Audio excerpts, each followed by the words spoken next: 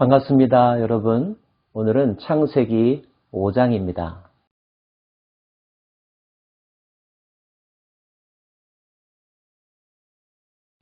창세기 5장은 아담 가문의 계보를 우리들에게 소개해주고 있습니다. 이것은 아담의 계보를 적은 책이니라. 하나님이 사람을 창조하실 때에 하나님의 모양대로 지으시되 남자와 여자를 창조하셨고 그들이 창조되던 날에 하나님이 그들에게 복을 주시고 그들의 이름을 사람이라 일컬으셨더라.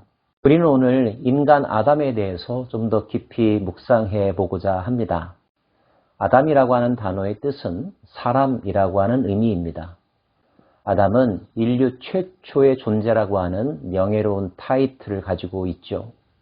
하지만 최초의 인간이 최선의 인간이 되지는 못했습니다.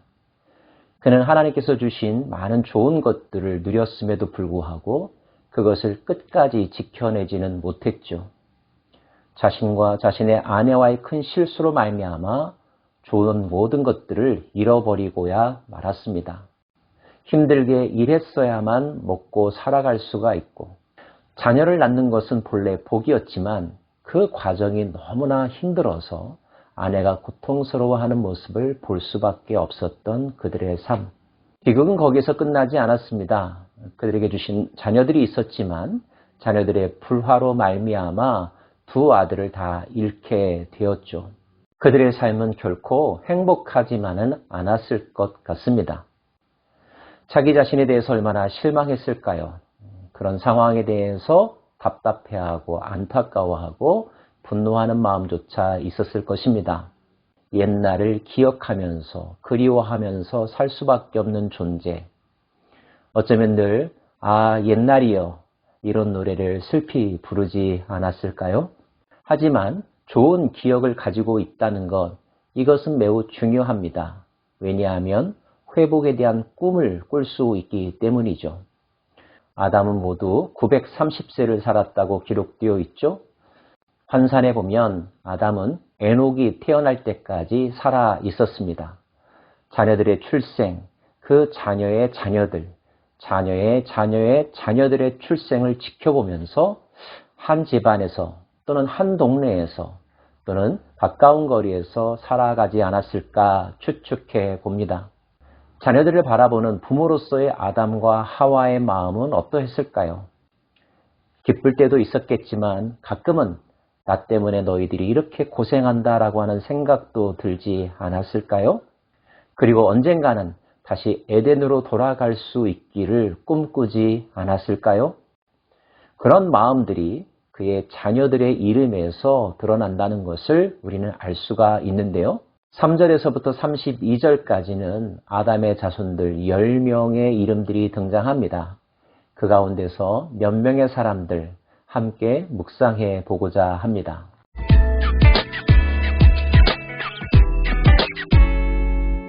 우선 살펴보고 싶은 이는 셋과 에노스입니다. 셋은 이미 말씀드린 바처럼 가인과 아벨을 잃고 슬픔 가운데 있었던 그 집안에 새로운 씨앗으로 주신 하나님의 선물이죠. 셋이라고 하는 이름의 의미는 세우다, 고정시키다 라고 하는 뜻을 갖는다고 합니다. 다시 한번 그 가정을 바로 세우게 하기 위하여 하나님께서 주셨다는 의미로 해석할 수 있습니다. 그 셋에게서 아들이 또 태어났는데 그 아들의 이름을 에노스라고 지었습니다. 셋이 지었을까요? 아담이 지었을까요? 잘은 알 수가 없습니다. 그런데 그 에노스라고 하는 이름의 뜻은 연약한 자, 죽을 수밖에 없는 자라고 하는 뜻이라고 합니다. 어제 말씀에 에노스 때부터 사람들이 여호와의 이름을 불렀다라는 것을 함께 살펴보았죠. 왜 그렇게 했을까? 저는 그 이름에서 힌트를 얻고 싶습니다. 에노스가 태어났을 때 그의 아버지 셋은 혹은 할아버지 아담은 연약하여 죽어갈 수밖에 없는 아기 바라보면서 하나님의 은혜가 아니면 살아갈 수 없음을 하나님께서 도와주시기를 간절히 소망하고 기도하지 않았을까요? 중요한 원리 하나를 깨닫습니다. 사람들이 언제 하나님을 찾습니까? 자기 힘으로 모든 것을 할 수 있다고 생각할 때는 하나님을 예배하지 않더라고요.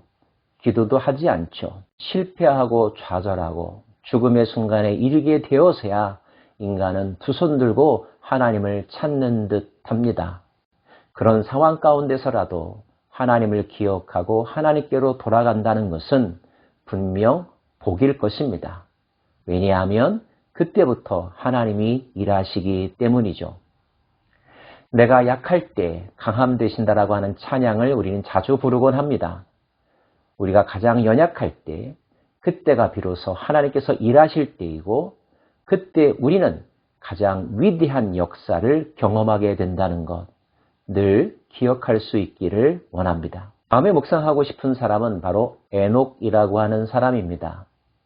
혼동하지 마십시오. 가인의 계보를 살펴볼 때에도 에녹이라고 하는 이름이 나왔습니다. 라멕이라고 하는 이름도 나왔는데요. 아담의 계보에도 에녹과 라멕이 등장합니다. 동명이인이라는 것 염두에 두시기를 바랍니다. 대부분의 그리스도인들은 에녹에 대해서 죽지 않고 승천한 자로 기억하고 있습니다. 365년을 살았고 하나님과 동행했다라고 하는 명예로운 타이틀을 가지고 있죠.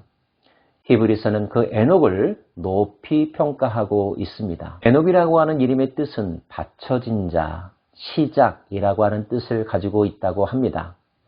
그가 태어났을 때 그의 부모는 그를 하나님 앞에 온전히 드리기로 신앙 고백했던 것 같습니다. 그리고 그 고백에 걸맞게 에녹은 자신의 인생을 살아갔죠.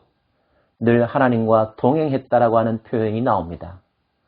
동행이 가능하려면 첫째, 방향이 같아야 합니다. 둘째, 속도가 비슷해야 합니다. 속도와 방향, 우리 인생에서 얼마나 중요한지요. 여러분의 삶의 방향은 하나님의 방향과 일치합니까? 아니면 정반대입니까? 순간순간 방향과 속도가 어긋날 때가 있습니다.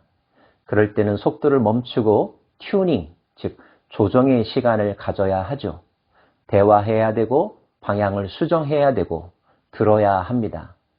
이런 과정이 매일매일 지속된다면 우리는 동행하는 삶을 살게 될 것이며 그 과정에서 좋은 것들을 서로 공유할 수 있을 것입니다. 하나님과 모든 것들을 공유할 때 누구에게 더 유익일까요? 하나님이 유익일까요?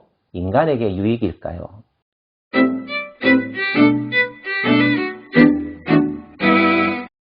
무드셀라라고 하는 이름도 많은 기독교인들이 기억합니다. 성경 퀴즈에서 가장 오래된 사람의 정답으로 등장하는 이가 바로 무드셀라이죠. 무드셀라라고 하는 이름의 뜻은 그가 죽으면 모든 것의 끝이 온다라는 의미를 담고 있다고 합니다. 그래서 학자들은 무드셀라라고 하는 이름을 지을 때 이미 그들의 부모는 이 세상의 종말에 대해서 예견하고 있었다고 추측하죠. 실제 성경의 연대수대로 환산한다면 무드셀라가 죽었던 해에 노아 대홍수 사건이 일어나고 이 세상이 하나님에 의하여 심판을 받게 됩니다. 25절에는 라멕이라고 하는 이름이 등장합니다. 어제 살펴본 라멕과 동명이인임을 다시 한번 말씀드립니다. 라멕은 어떤 마음을 가지고 이 세상을 살았을까요? 그는 이 세상살이가 점점 더 힘들게 느껴졌던 것 같습니다. 그래서 하나님의 도우심과 위로를 구했죠. 그래서 아들을 얻게 되었을 때 그 이름을 노아라고 했습니다. 라멕은 182세에 아들을 낳고 이름을 노아라 하여 이르되 여호와께서 땅을 저주하심으로 수고롭게 일하는 우리를 이 아들이 안위하리라 하였더라. 그는 노아를 단지 가문의 대를 잇는 다음 세대의 출산으로만 본 것이 아니라 힘들게 살아가는 이 세상 가운데서 생명의 주관자이신 하나님께서 그들에게 위로와 기쁨과 소망과 격려를 주기 위하여 주신 선물, 그러한 선물로 아들을 이해했던 것입니다. 이러한 일들이 여러분의 가정 가운데도 오늘 일어나기를 소망합니다. 그리고 성경은 이 노아로부터 셈과 함과 야벳이라고 하는 세 명의 아들이 태어났음을 우리들에게 소개해주고 있습니다. 자, 아담에서부터 노아까지의 족보를 통하여서 우리들이 묵상해야 될 교훈은 무엇일까요? 첫째, 비록 에덴에서의 최선의 삶을 누리지는 못했지만 자신들의 실수로 말이죠. 차선의 삶 가운데서도 하나님을 인정하고 기억하며 하나님이 베풀어 주신 은혜를 소망하면서 살아가는 아담의 후손들의 삶의 모습이 그 자녀들의 이름과 그들의 삶에서 그대로 드러난다는 것. 이것이 우리가 살아가야 될 삶의 모습이라는 것을 깨닫게 됩니다. 두 번째, 어떤 인물들은 그들의 이름과 삶을 통하여서 구속사적인, 종말론적인 교훈들을 우리들에게 전해주고 있죠. 에녹은 이 세상에서 죽지 않고 하나님께로 데려감을 입은 사람으로 소개되어집니다. 죽음이란 무엇입니까? 하나님과의 관계가 깨어짐으로 말미암아 인간에게 처해진 벌 아니었습니까? 그런데 에녹이 보여준 마지막 모습은 죽음이 전부가 아니라는 것, 죽지 않고 살아가는 영생의 세계가 있다는 것, 그런 모습의 첫 주인공이 되므로 후대의 모든 사람들로 하여금 소망을 갖게 했다는 의미가 있죠. 영생에 대한 소망 말입니다. 노아의 삶과 그 이름으로부터 교훈 얻기를 원합니다. 그 이름 자체의 뜻이 위로와 안식이라고 하는 뜻을 가지고 있습니다. 하나님은 비록 그들을 쫓아낼 수밖에 없었지만 이것이 정의이니까요. 그럼에도 불구하고 하나님은 그들에게 눈을 떼지 않으셨습니다. 그들에게 위로하시고 때를 따라 돕는 은혜를 베풀어 주셨다는 거죠.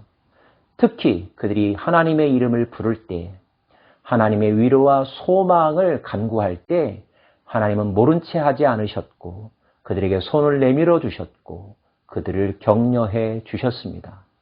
이것이 오늘을 살아가는 우리에게 얼마나 큰 소망이 되는지요. 자기 자신에 대해서 실망할 때, 주변의 상황 때문에 모든 것을 포기하고 싶을 때, 그리고 예배의 감격이 무너져 버릴 때, 그럼에도 불구하고 마음의 문을 완전히 닫지 마십시오. 눈을 들어 하나님을 바라보기만이라도 한다면 하나님은 그 강한 손과 편팔로 여러분을 붙잡아 주실 것입니다. 새 힘을 부어 주실 것입니다. 2022년도는 여러분에게 새 영과 새 마음과 새 힘과 새로운 기회가 임하기를 간절히 소망합니다. 그리고 그 은혜에 합당한 자의 삶을 살아가는 우리 모두가 되기를 원합니다. 기도하겠습니다.